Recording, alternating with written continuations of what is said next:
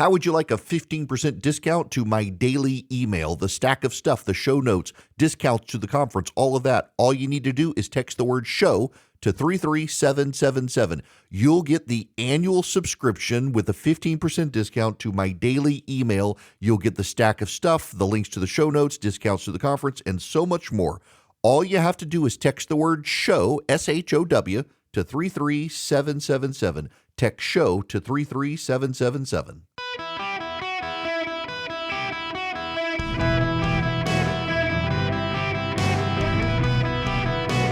Welcome to the Eric Erickson Show podcast, Hour 1. Folks, the President of the United States is going to address the nation tonight at 9 o'clock. I suspect I know what it's going to be about. I don't know for sure, but the situation is suddenly being escalated in Venezuela. I've got details for you. Welcome. It's Eric Erickson here across the United States. The phone number is 877-973-7425. You can be a part of the program. Phone lines are open, and text Eric, E-R-I-C-K, to 33777. Get the show notes, the live stream, the podcasts. This is from the President of the United States. Marco Rubio retweeted this last night. The President put it up on Truth Social sometime last evening, and I quote, "Venezuela is completely surrounded by the largest armada ever assembled in the history of South America. It will only get bigger, and the shock to them will be like nothing they have ever seen before. Until such time as they return to the United States of America all of the oil, land, and other assets that they previously stole from us. The illegal Maduro regime is using oil from the stolen oil fields to finance themselves, drug terrorism, human trafficking, murder, and kidnapping. For the theft of our assets and many other reasons, including terrorism, drug smuggling, and human trafficking, the Venezuelan regime has been designated a foreign terrorist organization. Therefore, today, I am ordering a total and complete blockade of all sanctioned oil tankers going into and out of Venezuela. The illegal aliens and criminals that the Maduro regime has sent into the United States during the weak and inept Biden administration are being returned to Venezuela at a rapid pace. America will not allow criminals, terrorists, or other countries to rob, threaten, or harm our nation, and likewise will not allow a hostile regime to take our oil, land, or any other assets, all of which must be returned to the United States immediately," in all caps. Thank you for your attention to this matter. Donald J. Trump, President of the United States of America. Thank you for your attention to this matter. I would have been disappointed had he not ended it with "thank you for your attention to this matter." Now, he's going to need Congress. He will need Congress. Whether you like it or not, he will need Congress. And the reason he will need Congress is because if he wants to do a land invasion of Venezuela, that is an act of war which requires congressional permission. If he does not, courts can intervene and enjoin the action. Now, this is from Jorge Rosada, who is of the Economic Inclusion Group. He's the president. They describe themselves as "we advise policymakers and business leaders on economic and financial policy, particularly on the growing trend of debanking." This is what he writes. "The United States seized a crude oil tanker carrying Venezuelan oil. This fundamentally changes the economics of Venezuela's oil exports from war clauses in shipping contracts to crude trading at around $21 discount to Brent. The U.S. action was a coordinated operation. The Department of Justice, FBI, Department of Defense, Department of Homeland Security, and U.S. Coast Guard were all involved. According to sources, Washington stands ready to intercept additional vessels carrying Venezuelan oil. The Trump administration stated the vessel was headed to Cuba. The more likely destination was actually China. Tankers of that size are typically deployed on long-haul routes, and China accounts for 60% of Venezuela's oil exports. The seizure is already reshaping Venezuela's oil trade. The country's oil ministry is facing stuck cargoes, raising price discounts, and new demands from buyers to renegotiate spot contracts, the so-called war clause against interceptions or forced diversions. Even after the discount, an oil tanker of 2 million barrels is worth around $100 million. Most oil shipments operate under a free onboard contract. Once the tanker leaves the port, the buyer assumes the risk. Venezuela's heavy crude bound is now trading at discounts of up to $21 per barrel below Brent, compared to $15 a week ago. It is estimated there are more than 1,500 active vessels globally attempting to evade U.S. sanctions to profit from this arbitrage. These ships operate as part of a global shadow or dark fleet. They routinely switch off transponders, manipulate location data, change vessel names, and obscure ownership through shell companies and frequent reflagging. Up to 11 million barrels of Venezuelan crude are currently stranded aboard 39 tankers anchored offshore, according to Reuters. The oil is neither sold nor paid for. Until the cargo moves, they generate no cash flow for the Venezuelan oil cartel and deepen Maduro's liquidity strain. Why does this matter for Maduro? Oil accounts for more than 80% of the country's exports. After years of economic collapse as a result of Venezuela's socialist policies, virtually all other sectors of the economy are bankrupt. In general terms, this is a game-changing policy because it fundamentally alters the economics of exporting oil from Venezuela. Exports will not stop, but the conditions under which they are sold will deteriorate sharply, reducing Maduro's cash flow. You reduce Maduro's cash flow, you reduce his stability, you increase the odds of someone internally within Venezuela trying to push him out the door without a shot being fired by the Trump administration. And this is something you have to acknowledge. Many of you will have a hard time acknowledging it because it requires you to acknowledge something about Donald Trump and Joe Biden. Joe Biden put sanctions or allowed Trump sanctions to continue on Venezuela and then got rid of them with the promise of democracy in Venezuela. Democracy did not come. Joe Biden chose not to enforce the sanctions. Donald Trump is enforcing the sanctions. And that, my friends, matters. We are at this point. We are here now because of Joe Biden's inept foreign policy. Joe Biden tried to coddle the Iranians. Joe Biden refused to stand tough on China. He said tough things. And on Russia, Joe Biden repeatedly made promises to Ukraine and then never lived up to his promises. The amount of weapons and money Joe Biden promised Ukraine and then never gave them never gets recovered or reported by the media, but it's true. And here in Venezuela, Joe Biden decided to soften the relations with Cuba and refused to actively enforce the sanctions on Venezuela. Joe Biden did not want to build pressure on Maduro. If anything, Joe Biden took pressure off Maduro by allowing the import of Venezuelan gangbangers. Remember, Maduro, this is well known, well documented. I'm not making it up. You can go look at the reports yourself. Maduro allowed gangbangers out of Venezuelan jails on the condition they deported to the United States. They came across the United States border illegally and they set up shop around the nation. Trinidad, a violent Venezuelan gang controlled out of the prisons of Venezuela, and Maduro is reported to get kickbacks from the gang. He allowed those people to invade the United States, and Donald Trump has been rounding them up and sending them back to Venezuela, the violent gangs. Joe Biden exacerbated the problem. This is a fallout of Joe Biden's administration. Even if you don't want to admit it in your heart, you know it's true. Side note, this kind of touches on the issue of Susie Wiles' interview and Marco Rubio. That Marco Rubio couldn't be corrupted. He couldn't be changed for the sake of change. He essentially couldn't be bribed to change his opinion.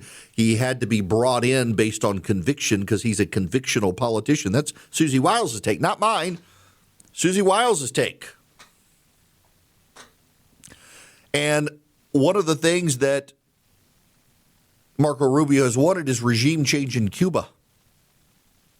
There are certain domino pieces that have to fall. Where does Cuba get its oil? Where does Cuba get its oil? Venezuela. Where does China get its oil? Venezuela. Who props up the Cuban regime? To a degree, China, not as much as they once did, but China. The Venezuelan oil. You want to topple Cuba, you got to topple Venezuela. The Cubans help with spies and military for Venezuela. Cuba has a very prominent spy network. Venezuela, meanwhile, gives discounted oil to Cuba to keep it going and sells to China.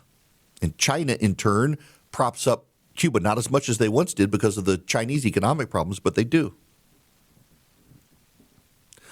Related perhaps to all of this in some tangential way, and maybe not.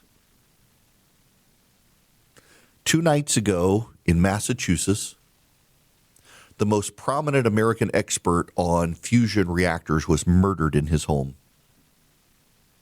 Not fission reactors. See, current nuclear reactors are fission reactors. Fission is the splitting of an atom. It causes a lot of power, but it also causes a lot of waste. Fusion is the fusing together of atoms. It's what the sun does. The sun is a giant fusion reactor.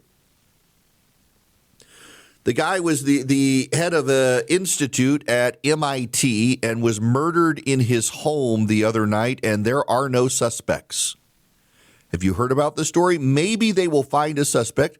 Perhaps it is innocent. Perhaps there is no relation, but this genius has been murdered. People are speculating it could be the Iranians. Maybe. Could also be the Chinese. Could also be related to this Axis powers, Russia, China, Iran, Venezuela, North Korea, Cuba. They're all working together against us. And the President of the United States and his team have decided it's time to take action to clean up the Western Hemisphere, to drive out the Russians, the Chinese, the Iranians, but you got to drive out the Cubans as well. And you want to drive out the Cubans? Well, you need to take out their oil from Venezuela, which also destabilizes Maduro. There are dominoes to fall. Marco Rubio is very smart, and Marco Rubio has surrounded himself with smart people. If you want to take out the dominoes, you got to figure out which is the first domino. Because, if you don't do it right, if you push in the middle of the dominoes, well, some of them could still stand behind the one you pushed, or because of the slide in that one, they could fall, but also fall in the other direction. You got to figure out which is the first domino. Which domino do you need to push at the very front of the line when you can't see it, when you're blind, you're flying blind? You got to make an educated guess. Where is the beginning of the domino chain to push to make all the other dominoes fall? That's Venezuela. You harm China's oil input. You harm Cuba's oil input. You harm China's terror-supporting output. You harm Cuba's terror-supporting output. You bring about the collapse of the Maduro regime. You're killing multiple birds with one stone. This is good. However, if they want to do a land war, if they want to do a land incursions into Venezuela, they're going to need Congress's input, because Congress has the power to declare war, not the President of the United States. A land incursion into Venezuela by the American military is definitionally an act of war. So the president's going to need something from Congress. Can he get it? I don't know. I don't know that he can. I think Democrats would rather prop up the Maduro regime than give Donald Trump anything.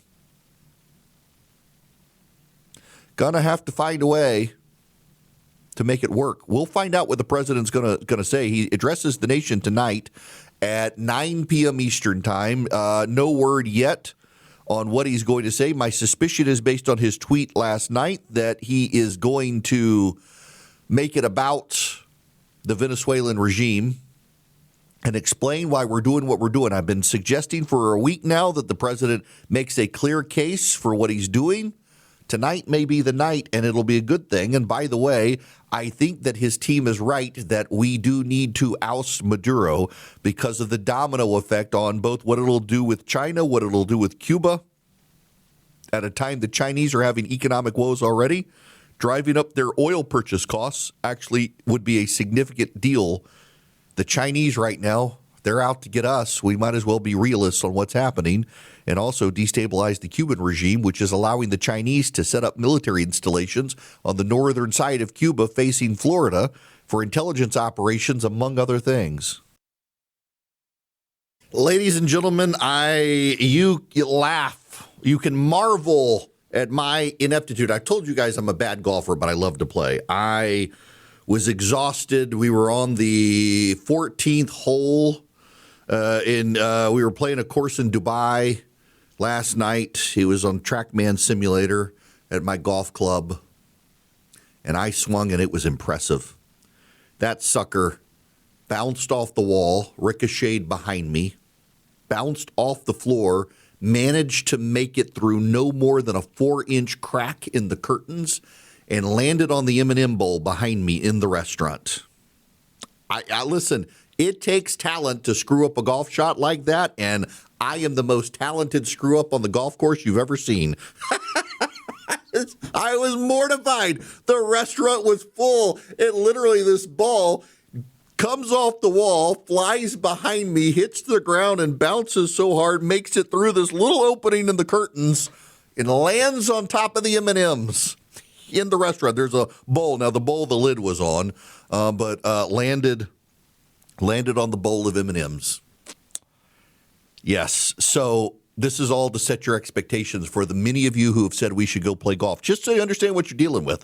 Normally, I'm a little better than that, but by then we were 14 holes in, and I'd had a glass of bourbon and, well, not much to eat, and it was wow, it was special. All that to say, today's the last day. You want on the list to get the Van Allen putter? I used mine last night as well, and it was phenomenal. Oh, my gosh, I love this thing. Text the word golf to 33777. Winners will be announced tomorrow. Text golf to 33777. Now, I got to tell you, for those of you who are rounding out your year and you're looking at your capital expenditures for tax offsets and deductions for next year, consider Vision Computers.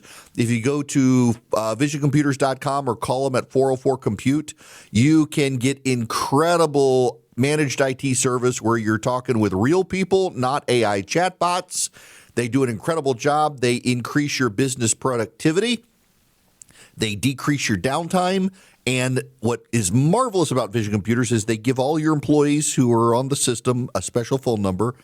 They can call them, and in 15 seconds or less, they get someone on the phone to help them. So they don't have to worry about Google searches and stuff. They just call the number, they get someone. By the way, if you want this for yourself or your parents or kids, not only that, but if you ever think you're being scammed, like tech scammed on a phone call, you can get the Vision Computers tech support guys on the phone with you. They'll help you with that too. 404-COMPUTE or visioncomputers.com. Now, if you tell them that Eric sent you, you're going to save a little more money. So call them at 404-COMPUTE or go to visioncomputers.com today. Let Vision Computers handle your managed IT needs, build your computers, upgrade your computers, take care of all your tech needs. 404-COMPUTE, anybody nationwide from Alaska to Florida. 404-COMPUTE or visioncomputers.com. Hello, my friends. Welcome. It is Eric Erickson here, 877-973-7425, should you wish to be on the program. Listen, I'm pretty good at my job, but it was not intentional to talk about beating Cubans at Domino's. Had a caller call in, said, did he do it on purpose? There are many things I say very subtly, and maybe I should take credit for that one, but I can't because I didn't. But now that I think about it, yep, that's pretty funny. All right, we got to move on. Let's get back to the Susie Wiles interview. I have actually now read the piece behind the paywall at Vanity Fair. There's no way that was anything other than designed. Now, I tried to make this point this morning in my morning piece, and some people who really don't like the president, they can't understand my point, and I got to explain this one to you. Even with the president of the United States, Donald J. Trump, who often says very outlandish things, there are some things the president of the United States cannot say publicly, even Donald Trump. And if he says them in private, It's going to leak. Now, a lot of you are treating this skeptically. But I want you to think about the base's reaction. The base's reaction to Donald Trump saying you don't need $30, give him $2. His base was unhappy with that comment. It wasn't everybody else. I mean, they were unhappy too, but it was the base of Donald Trump's party that were upset. Look at Donald Trump's statements on H-1B. It was the base that was upset when Donald Trump said you got to have H-1B visas in this country, that we don't have the talent. It was the base that got mad. You've got to understand that even this president has some things that you've got to recognize he can't say even if he believes them. And one of them, my friends, is that they're screwing up on immigration. They are.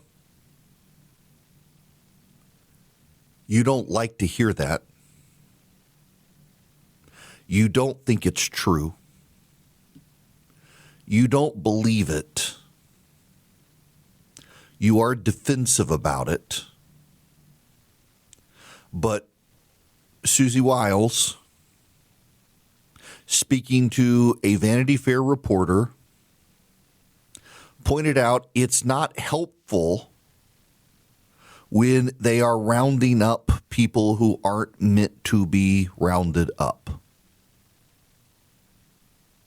And you haven't heard the stories because you don't pay attention to the media outlets reporting those stories. But the stories are actually very real. The stories have actually happened. And the result is that among Hispanic voters who joined the president's coalition, who didn't like Kamala Harris, who did like President Trump, there is a growing fear in the Hispanic community, whether you think it's right or wrong, that they're going to get deported. And you've got to understand that this is a reality you don't hear about often. You've got to understand that there have been people in the United States who are Americans who have been stopped by ICE, and American citizens instinctively do not believe they should have to carry around paperwork to justify their citizenship or to prove their citizenship. You may not like it, but it's happened.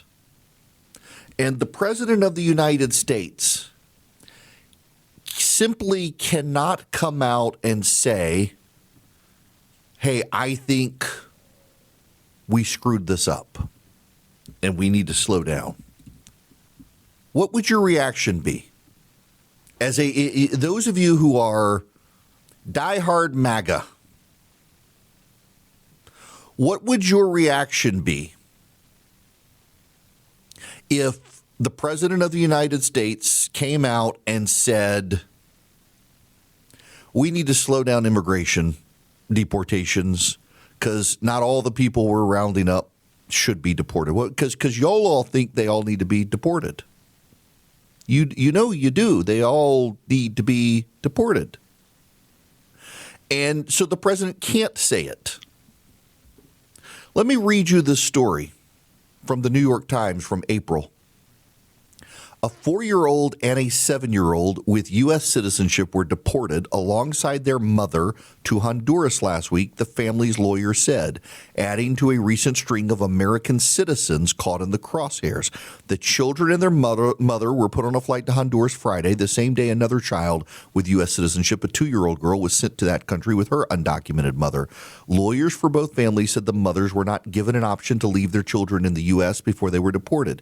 In the case of the 2-year-old, whose 11-year-old sibling was also sent to Honduras, a federal judge in Louisiana expressed concern that the administration had deported the American child against the wishes of her father, who remained in the country. But Tom Homan denied that any American child was deported.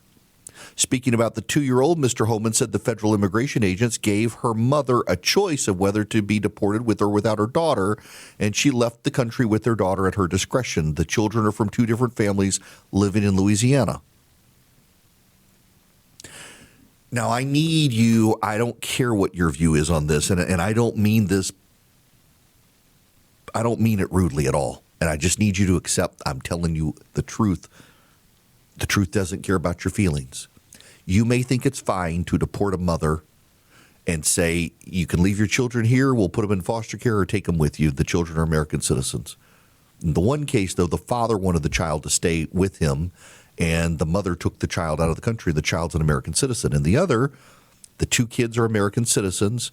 They've been deported now with their mother because the mother had no one to leave them with. And you can say that is totally fine. We don't want to send these kids to foster care, let them stay with the mom, but the mom's illegal, they should all go. That's fine. But you've got to recognize there aren't just progressives who disagree with you. There are Hispanic voters who disagree with you. The president can't be the one to come out and say, Kristi Noem and Tom Homan screwed this up. Because you right now who support taking the mom and the kids out of the country, you're going to be mad at the president. Why are you going soft on this? So Susie Wiles can say what the president once said. And there are some of you who will insist that I'm wrong on this, but don't doubt me on this when I know I'm right, because this is one of the oldest games in politics in Washington, D.C. This goes back to the Franklin Roosevelt era, where he would have his surrogates, particularly his chief of staff, get quoted on stuff that Franklin Roosevelt knew he shouldn't say. And it was a directive to everyone else in his administration that they needed to change what they were doing.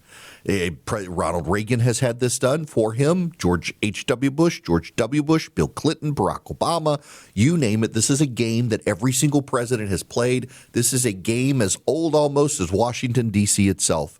And every one of you, I think, internally knows it. If you're the chief of staff of the president of the United States, you do not sit for 11 recorded interviews with a publication like Vanity Fair without knowing what you're doing. Are these dumb people? Is Susie Wiles dumb? No. Is Marco Rubio dumb? No. Is J.D. Vance dumb? No. Is Donald Trump dumb? No. So then why do you sit with Vanity Fair for 11 interviews, all of which were recorded, and say the things that were said? By the way, in context, they're not all bad things. The media has reacted to the soundbitey quotes, the little excerpts, but it's actually, in context, it's not bad stuff. But some of it is very clearly taking people down a peg or two inside the White House who've been riding high on their own supply. There very clearly is a Susie Wiles design here to reset the relationship to a degree with J.D. Vance. He's a conspiracy theorist. He was someone who is a political opportunist. Marco Rubio wasn't corruptible by political opportunism. J.D. Vance was. It's kind of a sign the president doesn't necessarily trust J.D. Vance as much as is publicly let on. Again, the chief of staff of the president of the United States, who herself has been around the block repeatedly in politics, does not give 11 pre-recorded or 11 recorded interviews with Vanity Fair without knowing exactly what she's doing and exactly what Vanity Fair is going to do. The other thing to take away from this is how much they want access to the mainstream media. Here's the thing. If you talk to White House reporters for the Daily Wire or the Daily Signal or the Daily Caller, or I don't know why all the conservative publications decided to call themselves Daily something. Talk to the Daily Conservative, talk to the Washington Examiner, talk to the Washington Times, talk to all of these conservative publications that have access to the White House. You know what their singular number one gripe is? I do, because I talk to them. I got friends. A lot of them are friends. You know what their number one gripe is about the White House? They all love the president. You know what their gripe is? You know what their chief grievance is? They get access, but they don't get stories. They get access, but they don't get stories. You know who gets the big stories? The Washington Post, the New York Times, the Wall Street Journal, Vanity Fair. There is some interesting psychological play here that the president and his team have this sick symbiotic relationship with the mainstream media where they hate them, but they give them the exclusives because they know everybody's going to read them. Not everyone's going to read the Daily Caller, the Daily Signal, the Daily Wire, the Washington Times, the Washington Examiner. The New York Times still has a lot of influence in what people cover in the world today and what people consume in other publications. So does the Wall Street Journal and the Washington Post.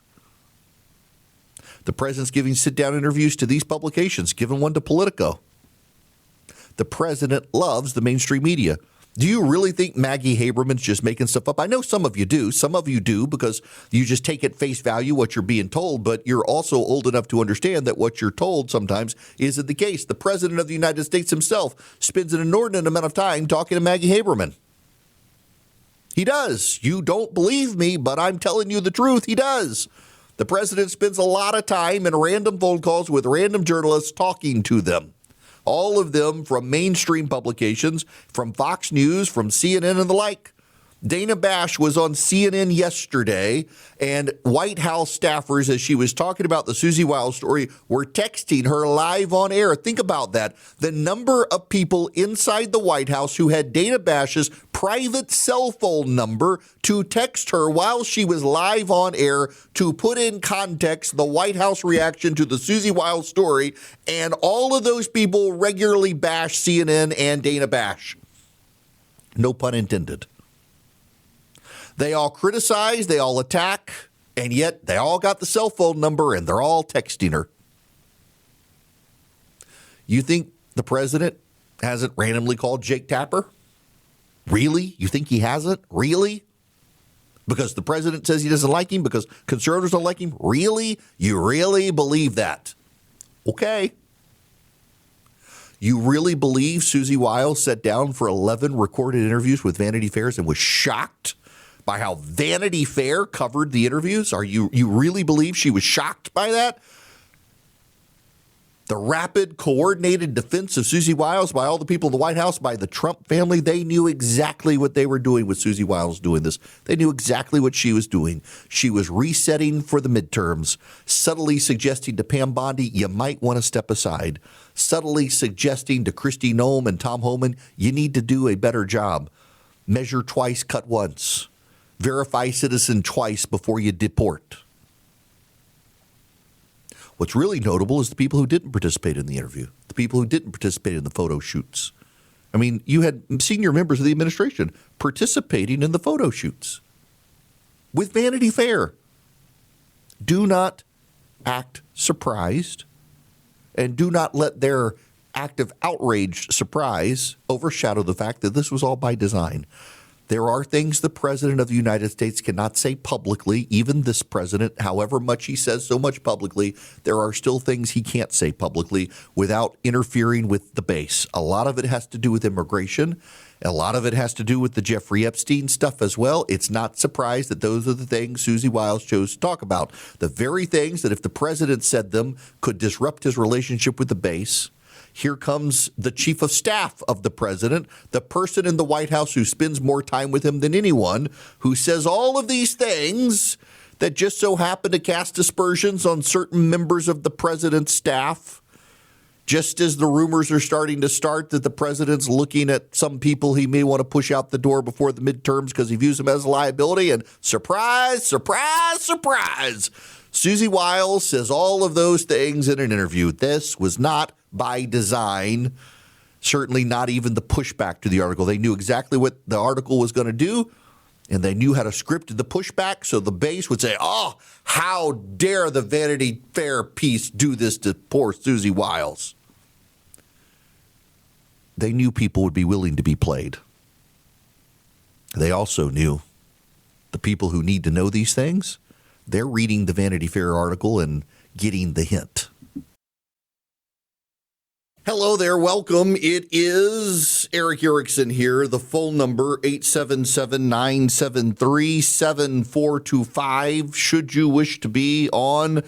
I've had so much to say these last couple of days, I haven't actually even really taken phone calls because there's just been a pile of stuff. But I will open up the phone lines here and take phone calls in the next hour. Just be patient if you're already on hold. Y'all, there's a lot of other stuff we got to talk about today, a great deal of stuff happening out there. I just want to re-mention to you real quick, though, today's the last day. If you text golf to 33777, we had yesterday, Monday, Tuesday, and today, got 3 putters from Van Allen Golf to give out. I'm buying them for you. They're not giving them away. The companies knew I didn't want to put bottom line pressure on them, so I'm using my funds to buy them for you, and should be great. We got to talk about the collapse of cities, among other things, when we come back. But first, a distinct comparison in the thought processes of conservatives and progressives is coming out of this Brown shooting. We'll get to it. I want to tell you about Old Glory Bank, though. Old Glory Bank is my bank. If you go to oldglorybank.com/Eric today, you can get an account with them. If you're a veteran, first responder, active duty military, they can waive some of the fees for you. Active duty military, you can get their interest-bearing checking account with no fee. The rest of you for the interest-bearing accounts, for an interest-bearing checking account, it's a premium account with the fee, but not active duty military. I've got a no-fee checking and no-fee savings. I got the basic level accounts, but they're a great bank. I can deposit cash even though they're an online bank. They have a great app, generates a QR code, 88,000 retail locations. Accept it. We'll take your cash. It just works. You go to oldglorybank.com/Eric. If you're a business, they are very hands-on with businesses, getting to know you. In case you ever need a business loan, they want to get to know your business, and they spend a lot of time developing that relationship. And they are a bank where if you're a business progressives don't worry about it, because they are against debanking. So go to oldglorybank.com/Eric, oldglorybank.com/ERICK. They really are my bank. They can be yours too. Member FDIC, equal housing lender. Terms and conditions apply.